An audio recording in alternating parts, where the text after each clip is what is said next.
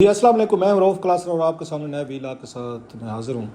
अगरचे पाकिस्तान में बहुत सारी डेवलपमेंट्स हो रही हैं, आपको पता है, हमें तो अपने वो कहते हैं सर खुजाने की फुर्सत भी नहीं है। इतने टॉपिक्स हैं, इतने इश्यूज़ हैं कि बंदे को समझ नहीं आती कौन सा टॉपिक छेड़े कौन सा ना छेड़े। तो बाहर के मामला तो हमें देखने की फुर्सत ही नहीं मिलती कि रीजन में क्या हो रहा है, दुनिया में क्या हो रहा है। क्रेमलिन में हमने देखा वहाँ पे उस पे ये प्यूटन साहब पे उस पर ड्रोन हमला हुआ, विच वाज अगे शॉकिंग फॉर एवरीवन कि कैसे हो सकता है कि इतनी दूर से एक ड्रोन आया है और जाके उन्होंने उसके अंदर जो क्रेमलिन में उन्होंने उन पर ये अटैक किया है और उनको मारने की बताया कि कोशिश की कि वो बहुत बड़ा इशू था, वाक़या था। लेकिन पाकिस्तानी मीडिया प्रेस आप देखें तो आपको कहीं पे उस तरह की उसकी नज़र नहीं आती, कितनी बड़ी खौफनाक डेंजरस इम्प्लिकेशंस हो सकती थी। इसी तरह हमने देखा है पाकिस्तान के अंदर जो है यहाँ पे, जैसे मैंने कहा, उधर से ख़बरें आ रही हैं नॉर्थ वज़ीरिस्तान से, वहाँ से बहुत सारी टेररिज्म हुआ है, बहुत सारे बेचारे इनोसेंट टीचर्स हैं उनको किया गया है। वहाँ पे ट्राइबल एरिया से ख़बरें आ रही हैं, उनको वहाँ पे शहीद किया गया, स्कूल के अंदर किया गया है।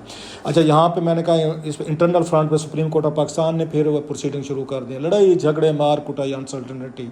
इस दरमियान में जो ये बड़ी खबर आई है वो है बिलावल भुट्टो जरदारी जो हैं इस वक्त इंडिया में है। जब आपसे बात हो रही है तो इंडिया में, इस पर बड़ी पाकिस्तान में और इंडिया दोनों मुल्कों में अच्छी खासी डिबेट हुई, कंट्रोवर्सी हुई कि उनको ये था इंडियंस को कि क्या बिलावल को आपको इनवाइट करना चाहिए था इंडिया को, जो इस वक्त उसका अगेन उसका जो चेयरमैन है शंघाई कॉरपोरेशन ऑर्गेनाइजेशन जो है, सीईओ जो है, रीजनल एक समिट होती है यहाँ पे हर दफ़ा फॉरेन मिनिस्टर्स की, वहाँ पे ये बहस छिड़ गई कि क्या आपको बिलावल को बुलाना चाहिए था, क्योंकि इस वक्त वो उसकी सदारत जो है वो इंडिया के पास है। लेकिन इंडिया अपने चार्टर का वो बाउंड है, उन्होंने बुलाना था, इन्विटेशन जनवरी में आ गई थी। तो जब उनकी इन्विटेशन पाकिस्तान के फॉरेन मिनिस्टर को, हमारे यहाँ डिबेट शुरू हो गई कि जनाब कि क्या इंडिया में आपको जाना चाहिए नहीं जाना चाहिए। स्पेशली कश्मीर का जो इशू हुआ था, जो स्टेटस उसका बदला गया था 5 अगस्त 2019 वाला, और फिर उसके बाद एक तो आपने देखा जंग भी हुई हमारी, एक एरियल जंग हुई वहाँ पे। तो उनके त्यारे आए, हमारे त्यारे गए, उनका त्यारा गिराया गया, पायलट पकड़ा गया, हमने वापस कर दिया।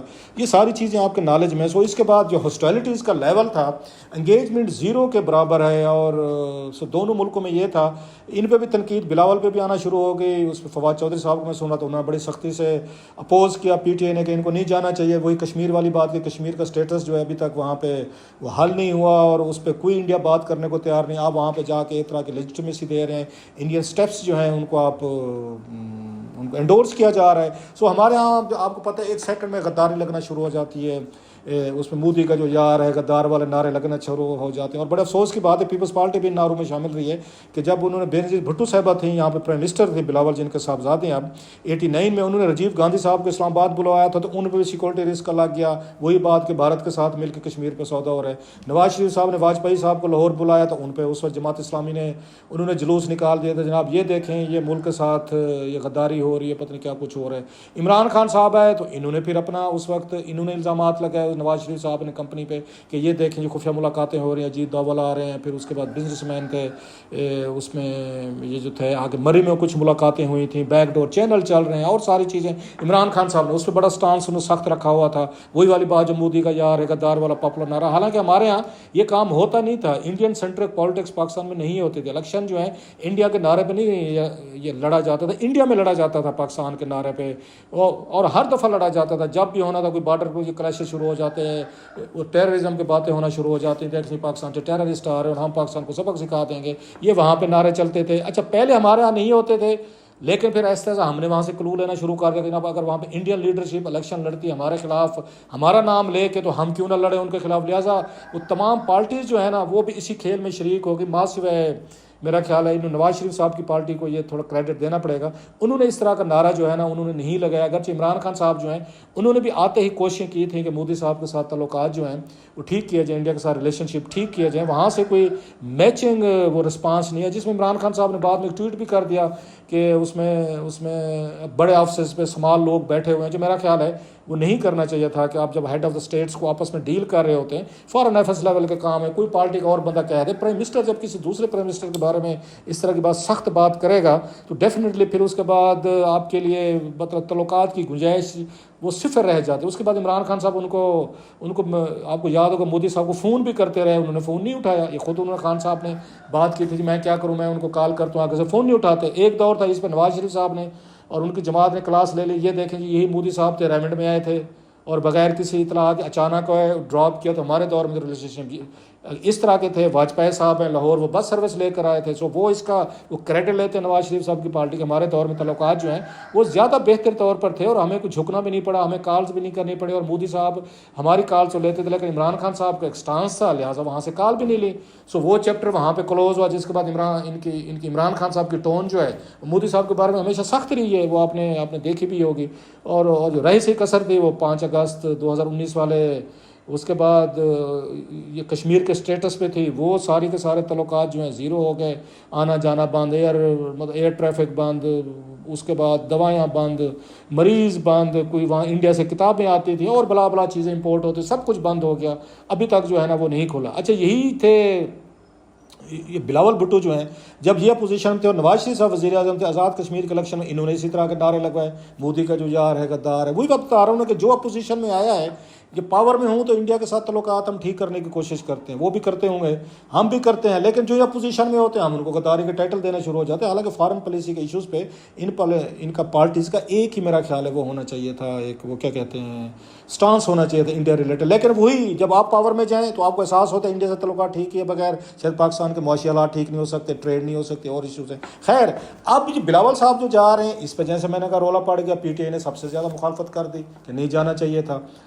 अभी बिलावल के लिए भी प्रॉब्लम था कि जाएंगे, माजी में वो भी इस तरह के बयान देते रहते हैं। और अभी उन्होंने रिसेंट जो बयान दिया था मोदी साहब के हवाले से, इंडिया में बड़ा उस पर अच्छा खासा रोल आया। गुजरात को लेकर उन्होंने जो बात की थी मोदी साहब पे, तो वहाँ पे बड़ा मीडिया में रिएक्शन आया, आवाम में रिएक्शन आया कि जनाब कि हमारे प्राइम मिनिस्टर पे पाकिस्तान के फॉरेन मिनिस्टर ने इस तरह की बात की है। सो इस तरह का माहौल बन चुका है जहाँ पे बातचीत तो छोड़ें, एक दूसरे के साथ हाथ मिलाने को तैयार हैं। लिहाजा कहा जा रहा है कि ये जो गोवा में मिल रहे हैं, ये उसमें कॉन्फ्रेंस हो रही है, तो इसमें क्या जयशंकर साहब जो उनके फॉरेन मिनिस्टर और पाकिस्तान के फॉरेन मिनिस्टर, क्या इनका कोई हैंड शेक होगा, कोई उसमें स्माइल्स का एक्सचेंज होगा, या कोई साइड लाइन पे थोड़ी सी बातचीत हो जाएगी? वो कहते हैं जी बिल्कुल नहीं होगी, बस ठीक है, वो क्योंकि होस्ट हैं लिहाजा इंडियंस हैं, मजबूरी है बुलाना, लिहाजा बुला रहे हैं। फॉर्मल जो वहाँ पे गपशप होगी वही होगी। इसमें बेसिकली SCO जो है, ये समिट जो हो रही है, ये उसकी चाइना और उसको रशिया जो है ना लीड कर रहे हैं। अब यहाँ पे ये हमारे यहाँ मतलब डिबेट थी कि जाना चाहिए या नहीं जाना चाहिए, तो बड़ी कंसल्टेशन प्रोसेस हुआ, साफ ज़रा है,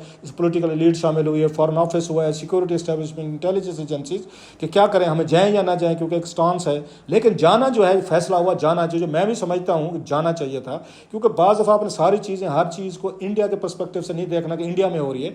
आपने ये देखना कि जब ये शामिल हुए थे, पाकिस्तान और इंडिया शामिल हुए थे, पहले तो चाइना और इस पर रशिया जो थे वो इसको लीड कर रहे थे, सेंट्रल एशियन स्टेट्स थी वो थी। हमने कहा जी हमें भी मेंबर बने, उन्होंने कहा भाई साहब आप लोगों के मसले हैं, अब क्रिकेट मैच भी नहीं खेलते, फिर यहाँ पे बैन हो जाते हैं, फिर आपके बॉर्डर की लड़ाइयाँ शुरू हो जाती हैं, फिर उसके बाद एक दूसरे पर पाबंदियाँ लग जाती हैं। ये तमाशे अगर आपने करने हैं ना इस ऑर्गेनाइजेशन में, तो मेहरबानी फरमाए घरों में बैठे, आप दिल्ली में रहें, आप इस्लामाबाद में रहें। तो अश्योर कराया गया था उस वक्त, पाकिस्तान ने भी अश्योर कराया था इंडिया ने, कि हम जो हमारे भाई लेटरल इशूज़ हैं, आपस के जो प्रॉब्लम है, ये उसके सिक्योरिटी के हैं, थ्रेट्स के हैं, टेररिज्म के हैं, जो भी हैं, या कश्मीर के हैं, हम इसको इससे बह रखेंगे। हम इस समिट में इन इशूज़ को उस तरह ये नहीं आने देंगे। बेसिकली ये समिट है, ये डील करती है 2-3 चीज़ों, सिक्योरिटी इशूज़ को करती है, ट्रेड को करती है, या उसको कनेक्टिविटी, उसको कनेक्ट करने को करती है, रीजन कनेक्ट होना चाहिए, या ये जैसे मैंने कहा ट्रेड है। सो इन इश्यूज़ को देखती है। पाकिस्तान का इससे दूर रहना इसलिए भी मुश्किल था कि इसको हमारे पाकिस्तान के इसके साथ रशिया के साथ तल्लुकात बड़े अच्छे और फ्रेंडली हैं, इस वक्त बेहतर हैं। फिर सेंट्रल एशियन स्टेट्स हैं, उनके साथ हैं, वहाँ से हमने ऑयल गैस के ये कंट्रैक्ट हमें चाहिए, तेल हमें चाहिए वहाँ से, उससे रशिया से भी चाहिए, सेंट्रल एशियन स्टेट से भी चाहिए। इसी तरह चाइना के साथ पाकिस्तान के बहुत बड़े इंपॉर्टेंट जो इश्यूज़ हैं वो आपको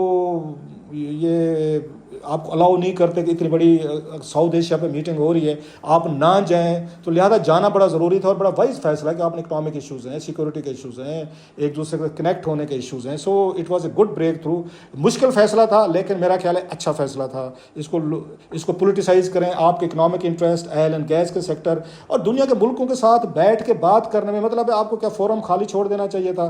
वहाँ इंडिया भी है, उसमें चाइना भी है, रशिया भी है, सेंट्रल एशियन स्टेट्स भी हैं, पाकिस्तान नाराज़ होकर उसमें बैठा हुआ जी मैं तो नहीं आ रहा। तो आप अपने इंटरेस्ट को हर्ट करते हो। तो कश्मीर पे हमारा स्टांस है, इंडिया के साथ है, दीगर चीज़ों पे है। अच्छा, इंडिया का भी एक जो कहा जा रहा है इंपॉर्टेंस इसलिए भी बढ़ गया है कि हिना रब्बानी खान साहबा जो हैं वो गई थी 2011 में गई थी, तो कहा जा रहा है 12 साल बाद किसी पाकिस्तान के पहले फॉरेन मिनिस्टर का एक दौरा है और मुश्किल हालात में दौरा हो रहा है, नो डाउट। उस वक्त वो गई थी, उस वक्त तल्लुकात कंपेरेटिवली कोशिश की जा रही थी ट्रेड बढ़ाई जाए और मुआहदे होने चाहिए, या इंडिया भी चाह रहा था तल्लुकात जो है थोड़े से वो नॉर्मलाइज होने चाहिए। अब की दफ़ा हॉस्टिलिटी लेवल ज़्यादा है। एक तो बिलावल के बयान जैसे मैंने कहा गुजरात के मास्कर के हवाले से उन्होंने दिए थे वो हैं, फिर माजी में जिस तरह का पाकिस्तान और इंडिया लड़ाई लड़ चुके हैं, कश्मीर का इशू है, सो it was sort of tough. अच्छा, वो इंडिया भी नहीं चाहता कि पाकिस्तान के साथ इतने बड़ी हमारी हॉस्टिलिटी लेवल जारी रहने चाहिए। लिहाजा एक आप देखना 2021 के बाद बॉर्डर हमारा ये कंपेरेटिवली पुरसकून हुआ है, मुआहदे हुए हैं, अगरचे दरमियान में कुछ प्रोवोकेशंस भी रही हैं, आपने देखा होगा। हालांकि मोदी साहब का वो सुना था वो तैयार थे, वो जनरल बाजवा साहब, जनरल फैज़ की जो आपस में उनके बैकडोर चैनल थे, वो उन्होंने पाकिस्तान आना था, 10 दिन यहाँ पे रहना था, और जाते हुए उन्होंने इस्लामाबाद में इमरान खान साहब से मिल के हाथों में हाथ डाल के ये कहना था कश्मीर मसला जो है हम 20 साल के लिए फ्रीज़ कर रहे हैं, फ्री ट्रेड होगी, आना जाना शुरू होगा, 20 साल बाद देख लेंगे कश्मीरियों को आने जाने की और बड़ी हद तक उनको आज़ादियाँ जो है ना वो मिल जाएंगी, लाइन ऑफ कंट्रोल जो है इसको ईज़ करते हैं ताकि उसके बाद ट्रेड शुरू करते हैं। सो वो इमरान खान साहब और शाह कुरैशी साहब का सुना, उन्होंने डरा दिया था कि जनाब फिर हमारे खिलाफ नारे लग जाएंगे, कश्मीर भेज दिया। सो वो जुरत नहीं कर सके, जो मैं समझता हूँ ज़ाती तौर पर जो लाइक इट और नॉट के उस वक्त इमरान खान साहब को जुरत करनी चाहिए थी। अगर पॉलिटिकल कास्ट भी इनको देनी चाहिए थी in the longer interest of the region and even Pakistan, कि हम इस तरह के एस्केलेशन, इस तरह के कन्फ्लिक्ट हम अफोर्ड नहीं कर सकते जो हमारे हालात है। इसी तरह इंडिया का जो है वो भी नहीं चाहता कि पाकिस्तान के साथ जो उसका बॉर्डर है वो हर वक्त हार्ट रहे, क्योंकि चाइना के साथ उनके अपने बॉर्डर पे इश्यूज हैं। सो वो ये नहीं चाहते चाइना बॉर्डर पे हार्ट रहे और पाकिस्तान वाला बॉर्डर भी हार्ट रहे, लिहाजा वो यहाँ पे चाहते थे कि सुकून रहे, और इसलिए उन्होंने पाकिस्तान के साथ मुआहदा जो है ना किया बॉर्डर पे, जिस पे बहुत हद तक सुकून है। अब ये एक अलहदा चीज़ है कि इनको ट्रीट कैसे किया जाता है, जो तवक्को की जाती है कि क्योंकि होस्ट कंट्री है तो लिहाजा उन्हें एक अच्छा एक उनको वेलकम देना चाहिए बिलावल को, और उनको बेहतर तरीके से डील करना चाहिए। और अगर पॉसिबल हो तो मेरा ख्याल जयशंकर साहब को उनको मिलना चाहिए। अगर 10-15 मिनट की टॉक्स हो सकते, साइड पे हो सकती हैं, बेहतर मौका है कि फिर सेक्रेटरी लेवल से शुरू हों, तो फिर डेलीगेशन आएंगे।